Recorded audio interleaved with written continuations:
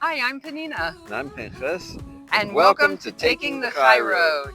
We're a couple of empty nesters living full time in our towable caravan here in beautiful Israel. With the high cost of housing and a love for adventure, we decided to trade square footage for freedom. We both work remotely, so why not hit the road and explore this country that we call home, one stop at a time? Mhm. On our channel, we'll be sharing what caravan life is really like in Israel, which is very different from Europe or in the United States, from scenic views to hidden gems to the practical side of living on wheels. Whether you're dreaming about RV life or curious about Israel, or just want to join us on the road, we're We're glad glad you're you're here. here.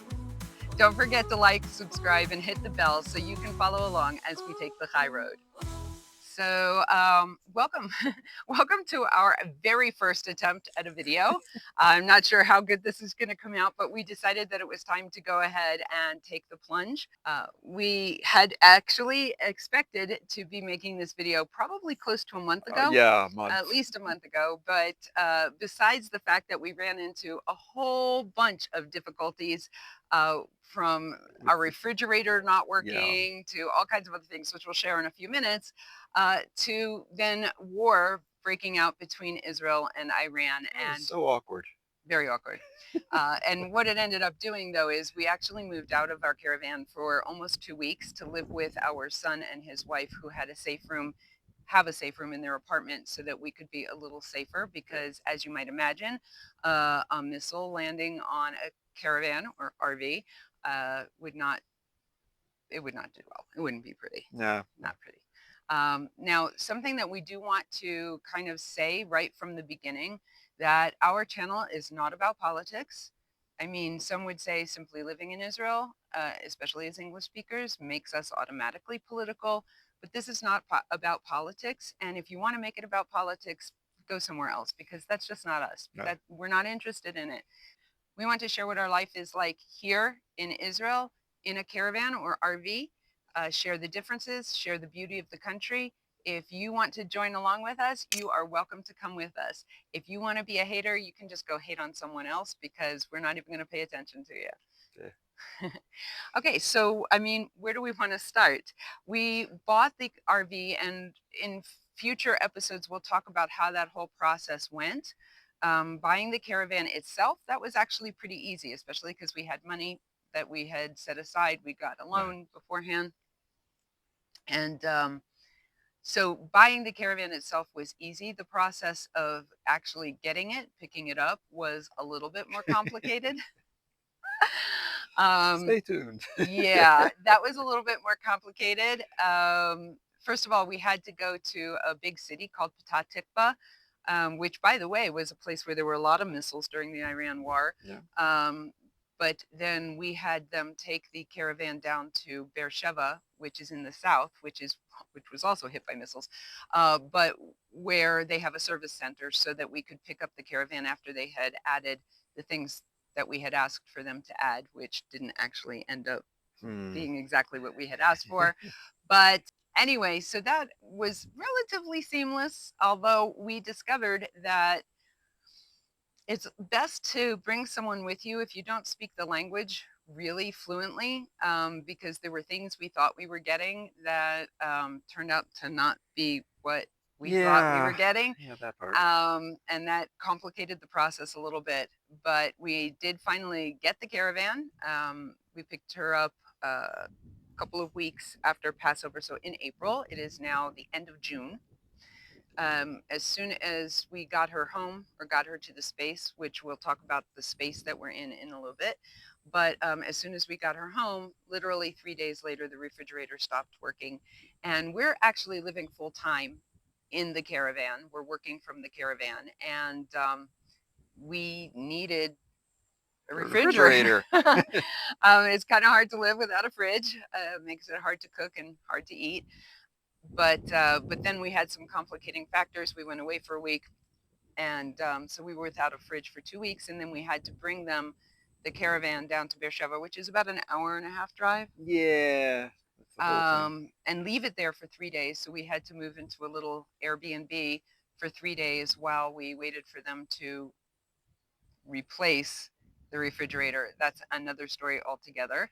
And that's one of the things some people ask, well, how come you're using a trailer and a truck instead of just get an RV? Like And that right, a a motorhome. motorhome, and that Yes. right there is one of the complications. If our truck is having a problem, as a matter of fact, next week we're thinking about taking it into the shop, have it tuned up. And if it's all in one, you're stuck. No matter Yep. what happens to either one of them, you're stuck. Whereas here, we can take the trailer to get worked on, or we could take the truck, and we still have the other one to live our life with, which is very important. Right. If we didn't have a car or a home, that would be really, really difficult, I think.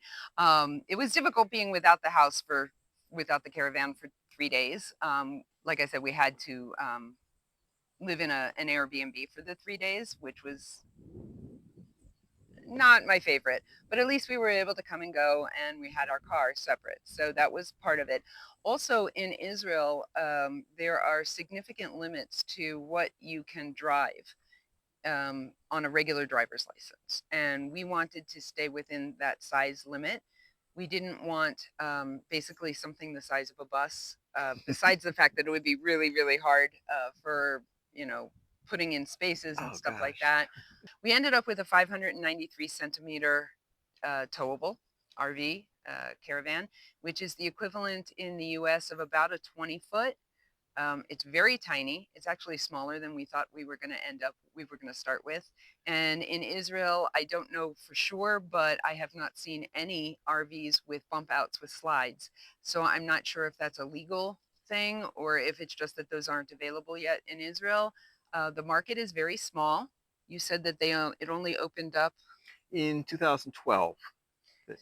So we're talking about 13 years, maybe a little less, that it's been legal to have a caravan or to stay or live in a caravan. I think it's still questionable whether you're actually supposed to be able to live in them full time legally. But our caravan does have a residency license. So to me, that means we can live in it, right?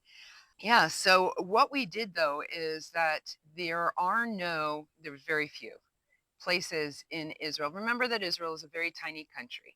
It's the size of New Jersey, and there's not an infrastructure for caravan slash RVs. There's in America when you pull up into a campground, you have a gray water tank, a fresh water tank, and a black water tank in your RV. If you're doing van life, then you probably don't. Some of the people that we follow on YouTube have a cassette toilet, which is very similar, which is exactly what we have here. But most RVs have these tanks.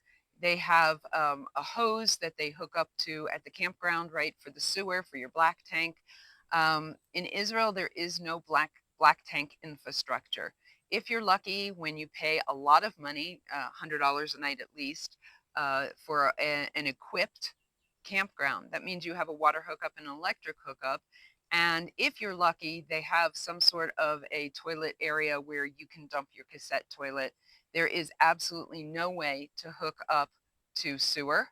And so the caravans that we get are from Europe, which has a very similar setup in that regard. Although in Europe, my understanding is we've never been. My understanding is Yep. that they provide a uh, better infrastructure for dumping your cassette toilets, whereas here we actually haven't been to a paid campground yet in Israel, so we don't know exactly. Each place, of course, is going to be different, and of course, we're going to share with you the good, the bad, the ugly, the TMI, dumping a toilet. But to help us with the finances, especially because it was a really big investment for us to get a car that could tow the caravan and to get a caravan. So we arranged with the community that we live in to rent a small plot of land. It's very small. It's only big enough for the caravan and basically the tarp, which was supposed to be an awning, but that's a story for another time. And so we rent at a very nominal price this plot of land, and we have an electric hookup and we have a water hookup. And so we can stay here in between when we go traveling. You have to understand, Israel is a very small country. It takes maybe 5 hours to get all the way down to Eilat, the very southern tip. To get up to the northern border is maybe 4 hours, Yeah, so three from and a tip to half. tip under 10, and we're kind of in the center. We're close to Jerusalem, so it's, yeah, we're about halfway, which makes it really convenient to be able to have our home base here, Yeah. and then we'll travel to different places, when we're ready to travel, and and that way, so by being able to do that, we actually cut down on the costs of being full-time caravanners, because we can be here for 2 weeks, we can go to the Dead Sea for 2 weeks, we can, go to the Golan or wherever, and so Yeah. it's really a good arrangement that we have, because again, Israel doesn't have the kinds of free lands. We do have a few places, a few beaches where you can kind of park and you're not being charged, but in general, it's not legal to park for more than 24 hours anywhere. So boondocking for free is, it's a little hard to do that here, and so that means that every night that we are somewhere else in the country, for the most part, we're paying, and the costs can be quite high. And so, yeah, so we're sitting here in our community. Um, so far, we're actually staying put. And that's another thing. We have never actually lived in a caravan before we bought the caravan. Maybe we should have rented one for a little while to get used to it, and we had to downsize hugely, hugely. So we decided that we were going to stay put for a month or so, just kind of to let everything settle, to be able to figure out where to put shelves and where we're going to keep this and where we're going to keep that, and get into some sort of a routine to get used to the caravan before we start traveling the country. So, right. So we were going to stay put for, for a month or so, but then things heated up with the war that's been going on for almost 2 years, and then the Iran war, and that kind of put a halt to everything, and it was very, very stressful time for us.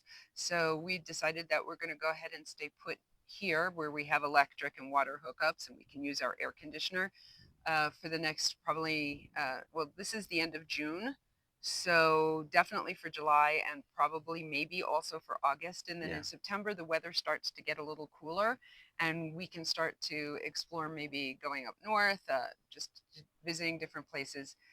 If you don't know anything about Israel, this is the Middle East, and it is also kind of desert. I mean, we do have the sea on one side, but um, it can get really It gets beastly hot. hot Yeah. in the You summer. need an air conditioner. As Yeah. a matter of fact, the company that made our caravan here, it's based in Europe, and they've been making them in Europe for a very long time.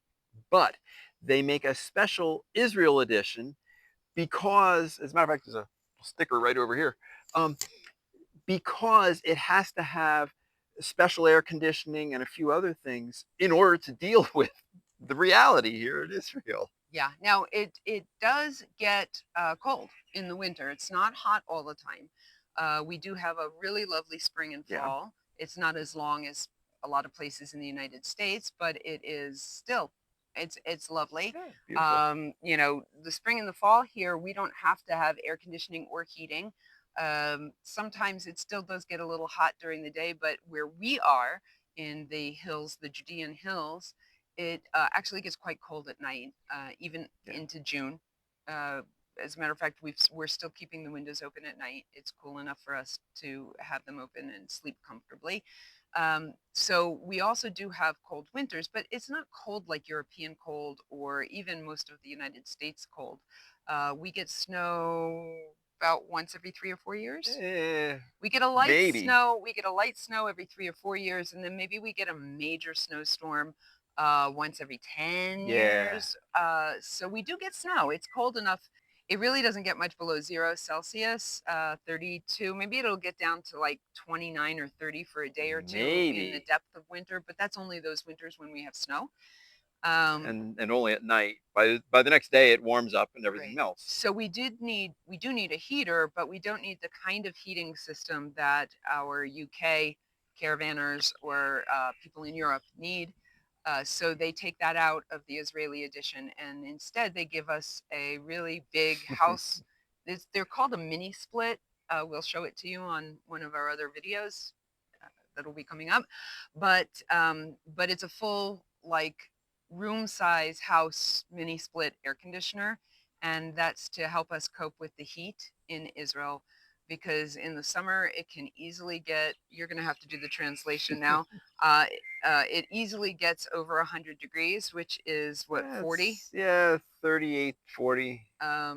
Yeah, so it's hot, and it can stay hot for probably a month and a half, August. 2 months. Yeah, Yeah. like it starts in July. Today we're at the end of June, and today is one of those days that's 90 degrees. It's like 30, Yeah. 38, 30 something. Yeah, we've been in Israel a while, and I still haven't learned how to do the conversions for Celsius. I've gotten used to kilometers and measuring in centimeters, and I still convert from kilos, from pounds to kilos, but the conversion's pretty easy for me. But when it comes to those temperatures, Blake, I just haven't been able to do it.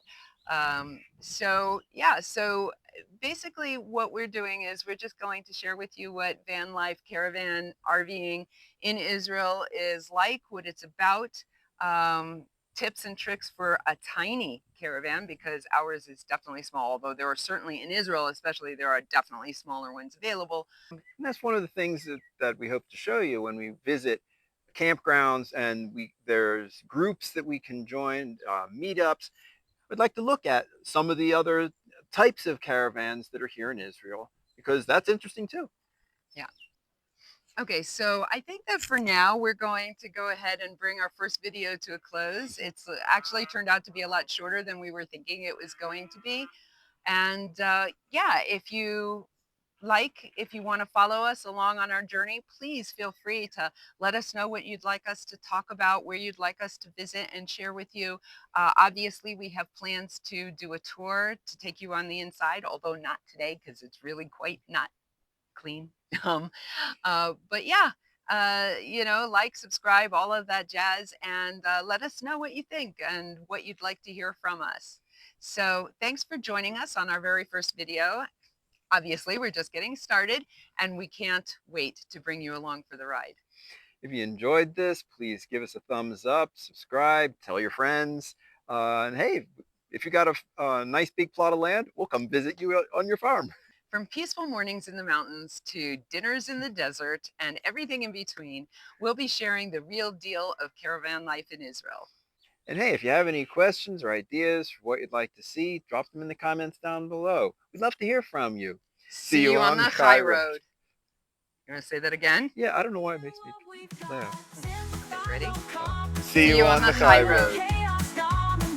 There's gotta be a better way to lighten the load and seize the day.